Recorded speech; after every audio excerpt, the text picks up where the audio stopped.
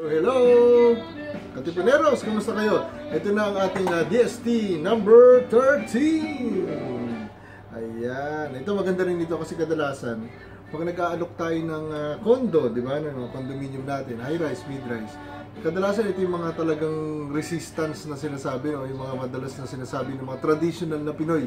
Okay lang talagang gano'n eh. Nakasanayan kasi natin yan eh. Talagang yun ang tinatanong na bakit maraming takot sa condo? Tama ba sila umali? No? So yan, di-discuss natin yan. Ito yung mga katipuneros, mga Fininvestors na magandang sagot pag sinabi ng mga kliyente yung mga ganitong nega. No? So ito yung unang sinasabi. Parang ito yung bakit maraming takot sa condo. Ito si Mr. Nega. Yan, no? Si Mr. Nega. At saka si Bro Positive. Okay, sabi ni Mr. Nega, naku, ayoko ng condo na yan kasi wala akong lupa dyan. Mas maigi pa na bumili nila ako ng lupa sa probinsya. Hektarya pa, malalakihan pa, kuya. Siyempre, yan yung traditional. So sabihin ngayon ni Bro Positive, bro, okay naman ang investment sa lupa, wala namang problema dyan. Pero once na hindi mo yan ma-develop o nakatiwangwang lang yan, bayad ka ng bayad ng amilyar taon-taon, tapos hindi mo naman napapakinabangan yung lupa, kahit pa sabihin mo 100 hektarya yan, kung hindi mo naman ginagalaw at napapakinabangan, wala din yun. Kumbaga dead investment yun. Actually, tama siya. Kasi yung iba nating kababayan, sasabihin pa, naku, ayoko niya condo, lit-lit din eh. Meron ako hektarya sa probinsya eh. Ang tanong nga doon, kuya, kamusta na yung lupa mo ngayon? Sasabihin sa'yo, wala, nakatiwangwang lang. At ang masakit pa niyan, marami pang pwede mangyari pag hindi mo inalagaan yung lupa na yan. So ito, sabing ganyan, sabi kasi nila 50 years lang yung condo, ayoko niyan, papaalisin ka daw yan after 50 years, Bro Positive, sabi niya ganun, no? Sabi nga ni Bro Positive, naku, bro, Mr. Nega, saan mo naman narinig yun? Sasabihin naman ngayon ni Mr. Nega, narinig ko doon sa kaibigan ko. Pag tinanong mo yung kaibigan, saan mo narinig yan? Sasabihin din, narinig ko rin doon sa isa, narinig ko rin doon sa isa. Hanggang sa nagturo-turuan na. So, ibig sabihin, walang pinagbabasihan yung ganong klaseng, no? So, ibig sabihin ng walang pinagbabasihan, chismis lang yun, mga katipuneros. Huwag kayo nagpapaniwala sa mga sabi-sabi lang. Kasi ito is talagang base sa batas natin. At sa mga developer din naman, sinusunod nila ito. Pag kumuha ka ng condominium, meron yung tinatawag na titulo din. Ito ay kasing halaga din ng titulo ng bahay. So, sa bahay is TCT. So, Tango, Charlie, Tango. Yan yung Transfer Certificate of Title. Yan yung sa house and lot o sa lupa. Sa condominium naman yan ay CCT. So, yan ay Condominium Certificate of Title. So, ibig sabihin, yung unit natin ay merong title. So, ibig sabihin, perpetual ownership yan. Ibig sabihin yan ay maisasalin pa sa susunod na generation. So, yun. So, yung pinaka-unit mo, may titulo yan. Sabi ngayon ni Mr. Nega, naku, baka mamaya pag lumindol o gumuho ang building, lugi naman ako, no? Totoo yan mga katipuneros. Tingnan nyo nga ang Pilipinas, no? In fairness naman, no?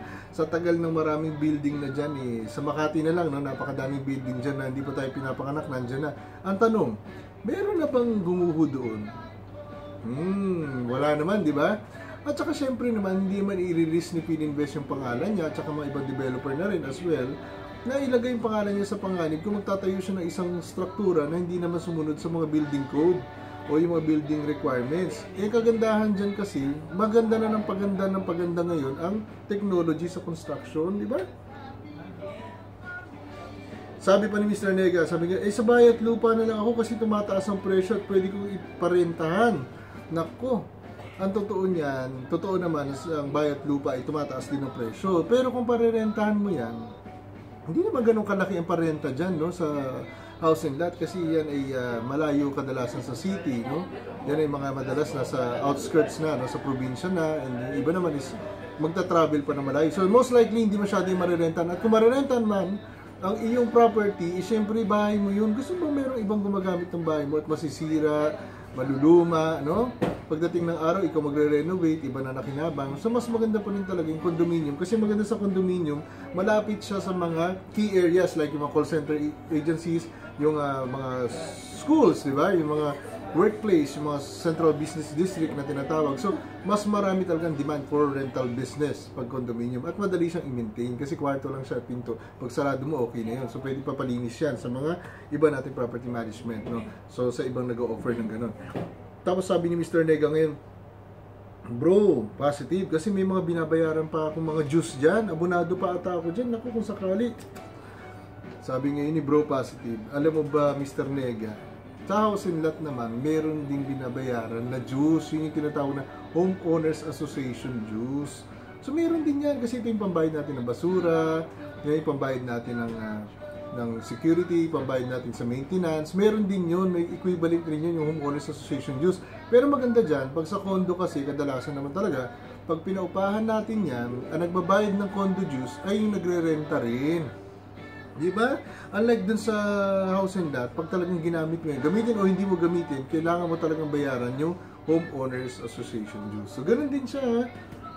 Sabi na naman Mr. Nega, hindi na natapos yung kakanega nito. Lahat na lang, puro nega. No? Kaya Mr. Nega, sabi niya, ang bayad lupa, pwede ko ipamana sa mga anak ko, i-transfer ang iba nito sa gustong bumili. No? Pwede ko i-transfer ang titulo doon sa gustong bumili.